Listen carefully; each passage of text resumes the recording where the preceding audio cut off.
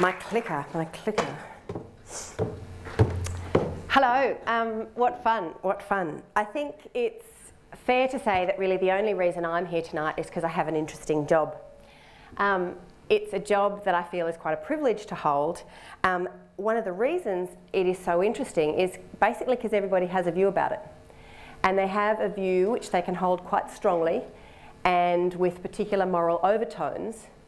And that view, whether or not they actually know a lot about what I do or what the centre does, that view says your job is good or your job is wrong. If Lachlan hadn't introduced me as who I was, I thought it would be quite fun to try and work out what kind of jobs people have strong moral views about, and you would be thinking about what could I possibly be, but he kind of gave the game away. So yes, I'm a medical doctor and I'm the director at the MSIC, at the Injecting Centre, which is the only place in Australia, in fact the only place in the Southern Hemisphere, where someone can come in and inject drugs legally under supervision. So, if I can, I'd like to try and cover just really three simple things. The first is about the why. Why do we react the way we do when we're talking about drugs, when we're thinking about drugs, when we read something about drugs? A lot of that, I would argue, is based on fear and misinformation. So the second point is really to offer an alternative to the way we react. And finally, why do you react the way you do when somebody brings up drugs? The way we think about drugs is shaped by a lot of things. I certainly wouldn't be able to cover them all, nor would I know them all. But some of the things that shape the way we react include where we were born and when we were born, how old we are. They are shaped very much by our own experiences, what we've seen, what we haven't seen and so might be more afraid of. They are certainly shaped by the people around us, our family and the people that we care about, and also by the media. By the media and the 24-hour news cycle and the need for a 3-second sound grab, the black and white simplistic portrayals and the sensationalised headlines. There's also a dialogue when it comes to drugs which is about us and them. The reality is though, I would argue, we're all one big us. Drug use is a spectrum. We are all on that spectrum somewhere. I'm not going to ask anyone to put up hands, but think for a minute how many of you have ever tried a cigarette or have had a cigarette in the last week or year. How many of you guys have had a drink? How many of you had a drink recently? How many of you guys had a drink before the age of 18? And before you start thinking holier than thou, how many of you have tea and coffee? And what about the other drugs? How many people have ever smoked pot? How many people have ever tried an E? How many people have ever had cocaine? At some level, we are all somewhere on that spectrum. There's always going to be people that have probably had less than us, and there's always going to be people that have had more than us. But before you start saying, yeah, but you know, all that caffeine stuff, that's not really the drug problem, a lot of our views about drugs are shaped by the drug itself. We do think differently depending on what drug it is someone's using. And I know if you ask, there's research that shows if you ask a typical Australian population, what drug do you associate with the biggest problem, the answer is generally heroin. But it wasn't always that way. Mrs. Winslow's soothing syrup, apart from being a tongue twister, had quite a lot of morphine in it. And we used to give it to babies. We used to give it to babies who were unsettled because it would make them sleep. This is something else. And you can see the doses of how many drops you would give depending on whether the baby was 5 days old or 2 weeks old. And this stuff had both alcohol and opium in it. When a pharmaceutical company in Germany discovered diacetylmorphine more than 100 years ago, they sent free physician samples around the world. They marketed it as the new non-addictive substitute to morphine. They named it after the German word for hero. Diacetylmorphine we now know as heroin. My point is that it wasn't the cause of all things evil that perhaps we think it is today. Let's not forget that the single biggest cause of disease and death in this country is caused by the drug tobacco. Every bit of misery and death from all of the illegal drugs in this country don't add up to 1/2, 1/5, 1/10 of the disease, death and misery caused by tobacco. We make the most fuss about the drugs that actually cause the least harm.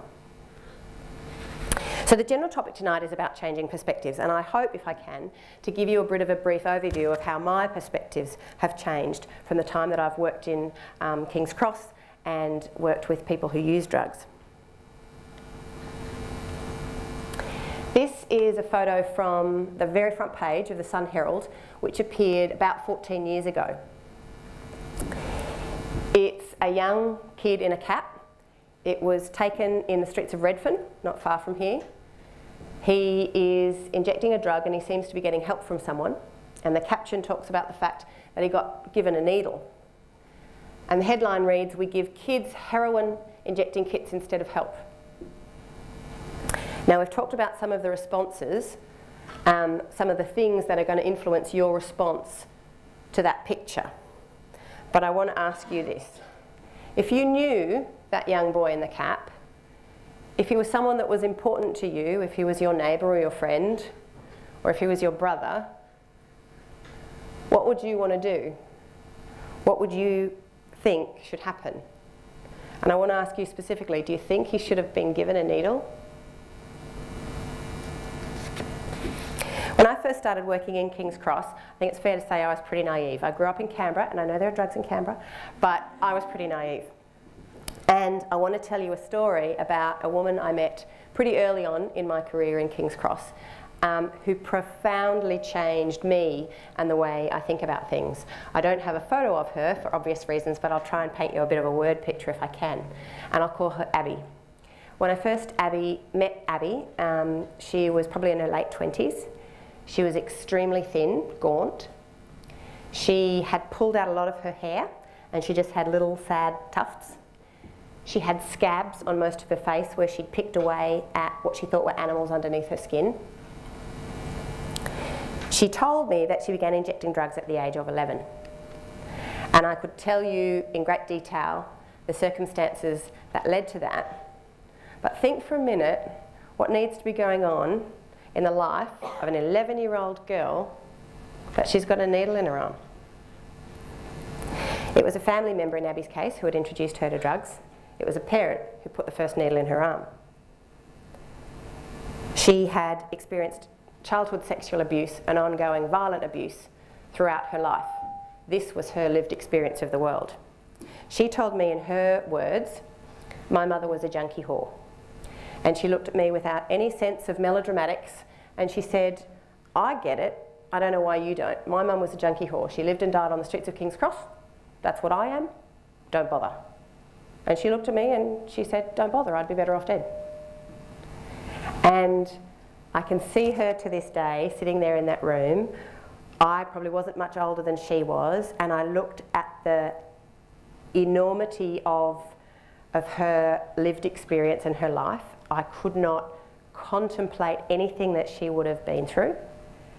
And the honest truth is, for a moment, I thought, God, is she right? Like, would she be better off dead? I thought, how can you even think about recovering when you've got nothing to go back to because you've never been anywhere good? I'm actually quite ashamed now that I had that brief moment of thinking maybe she's right, maybe she's better off dead. Because what I've learned through my time in King's Cross and at some of the places I've worked with and some of the people I've worked with, both the staff and the clients, is that clearly she wouldn't be better off dead. What I've learned is that good medicine is about suspending judgment. Good medicine is about putting the patient first. It's about putting aside your sensibilities, your prejudices, your ideas of where you think things should be going, your ideas about what you think they should be doing. It's about being truly patient-focused, starting where they're at, not where you think they should be. It's looking for their strengths, tapping into their resiliences, and it's about being practical and realistic. And I guess that's really my second point, is looking at an alternative in terms of a way to respond. And that's what Abby taught me. Now the reality is, as people probably can imagine, the road of addiction and living on the street is a rocky one, and it has its ups and downs. I don't know where Abby is today, but I can tell you where she was the very last time I saw her. And she was sitting quietly in a waiting room reading Catcher in the Rye with a full head of hair.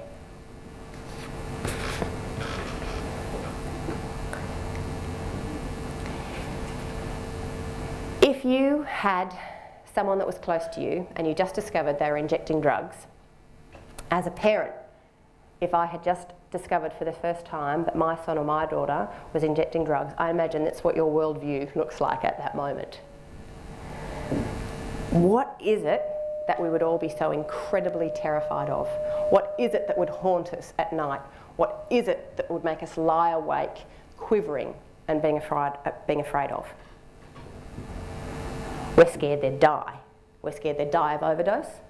We're scared they'd die of HIV or some other terrible disease. We're scared that they'd end up in prostitution, that they'd end up in jail, that they'd end up dirty and homeless, living on the street, psychotic, with nowhere to go.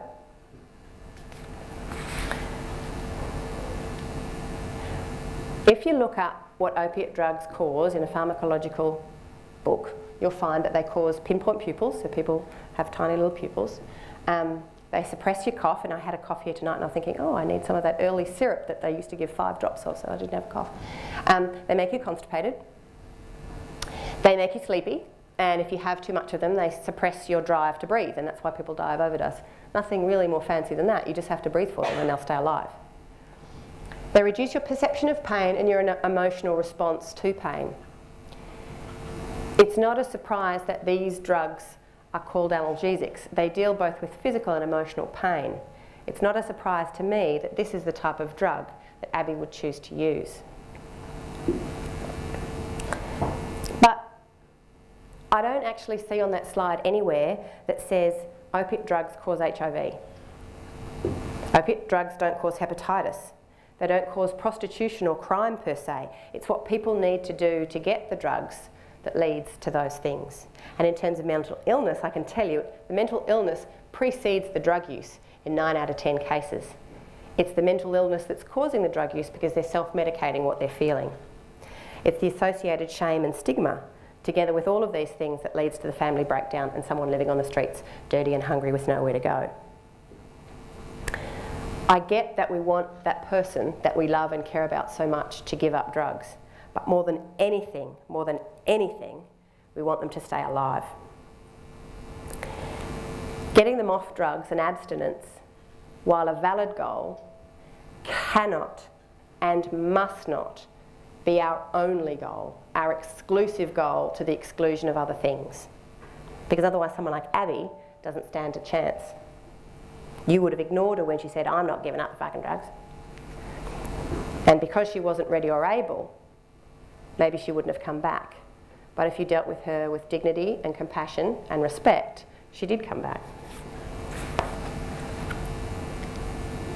So going back to this picture, I asked you what you thought should happen if that was somebody that you cared about. I'll tell you what I think should happen. Yes, I would have that mushroom cloud of horror, and I would feel that my own personal atomic bomb had gone off if I learnt that my child was injecting drugs. But I would want to keep them alive. I would want to keep them as healthy as possible. I want them to get to that time when they're ready and able to change. Do I want him to get a heroin injecting kit? Do I want him to get a needle? Yes, I damn well do. Do you know what the rate of HIV is amongst people who inject drugs in Australia? I can tell you in the parts of the United States it's more than 50%. In parts of Europe, Eastern Europe, Middle East, it's more like 70, 75, 80%. Because people don't have clean needles. What is it in Australia? About 1%. Why? Because we've been pragmatic, and even if we didn't like the way things were, we dealt with the reality in a compassionate and pragmatic way. So yes, I want him to have a needle. You know what else I want him to have? I want him to have a place to go. I don't want him on a lane in a public place in Redfern being photographed by the Sun Herald and put up for public discourse on the front page of a paper. And you know, amazingly, although it had some ups and downs, and temporarily what we got as a result of that photo was no provision of needles in a place that was known to be an injecting hotspot. But in the long term, actually, amazingly, what we got is just that. We've got a place for them to go. We've got the place that I now work. As a result of largely this and some other media, the Premier at the time, Bob Carr, announced a drug summit. If he was re-elected, he got re-elected, we had the drug summit. And rather than that 3-second sound grab, we had politicians and experts and academics and people affected sitting in a room and having the chance for a long conversation. Politicians talking to people who use drugs for the first time. It was a long, hard story, a long, hard slog, and there was an awful lot of people who contributed to parts of the story in the debate. You'll recognise some of these people, not all of them. Certainly some of them worked very hard to ensure that the centre was opened. Some of them worked very hard to ensure the centre wasn't opened. There was, even from the announcement of the drug summit, when there was 178 recommendations, one of which was to open a trial of a medically supervised injecting centre. It was another 2 long years of trying to find a place, a battle by media and a battle by politicians to get there, but we did get there. We got there as the first place in the English-speaking world where someone can come and inject drugs legally under supervision. Instead of doing it on the street away from help, without anybody checking on them, they do it where nurses and counsellors are available.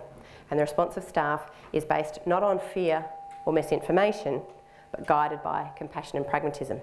It is a place where I believe good medicine is practiced, where staff suspend their judgment. They see the person behind the needle and the story behind the drug. And they say, yes, come in, come here, please.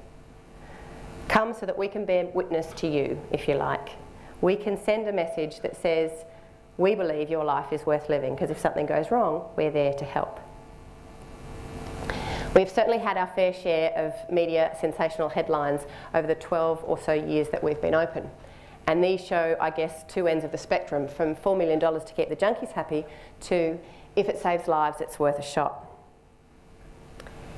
In the year of the drug summit, more than 3 people every single day in this country died from accidental heroin overdose. More than 3 people every day. King's Cross, which is not so far away from here, had one of the highest concentrations of people dying. So I could tell you a lot of things about the centre, and I won't tell you them all because you might be interested in coming on a tour. We offer tours, publicly available tours for people if they want to come when the centre's not operating. And it would be a delight to have anyone that's interested come along. But I will tell you this. We are funded by the confiscated proceeds of crime. We are supported by the police. We are supported by the local community. The medical and the scientific literature are absolutely clear, and they show categorically that supervised injecting facilities save people's lives. They reach out to some of the most disengaged, disenfranchised, disadvantaged members of our community who live on the margins and often on the street. They make things better for those individuals. They also make things better for the local community by taking that activity off the street and taking the discarded needles off the street as well.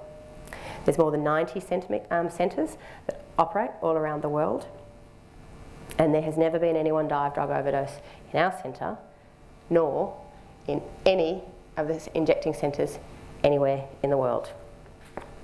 We're run by Uniting Care, which is a branch of the Uniting Church that runs community services and is responsible for advocacy around social justice issues. I personally don't go to church much, but my boss, until very recently, he retired last month, my boss was a reverend, and I can tell you that he taught me more about what is right and about what is wrong and about how to stand up for what is right and what is wrong, and do so regardless of the criticism that you receive. To stand up for people that are less fortunate than you and I. The vision of Uniting Care is a just, fair and compassionate society in which all people are treated with dignity and respect and enabled to live fulfilling lives. Now, I can't think of a better vision or worldview myself. I'm proud to say that when the Reverend Harry Herbert was involved in opening that centre in May of 2001, it was with that vision very firmly implanted in his mind that he did so, and he continues to be very proud of the work that we do there. Finally, I started this talk by saying that I had a really interesting job. One of the reasons it's interesting is it allows me to have conversations that people kind of are interested in because they've got their own views about things. It allows me at the end of this talk to invite you to continue the conversation. it's a fair bet that drugs are going to be with us for a while. So you've got your time. But I invite you to continue a conversation with each other, with your teachers, with your parents, about drugs, about drug users, and about the way we should approach things. We can only change the world one conversation at a time. But I want you to look behind the fear and the misinformation and look within. And maybe if you do continue that conversation, you'll do it with a slightly changed perspective. And after all, that's what tonight's all about. Thanks very much for your time.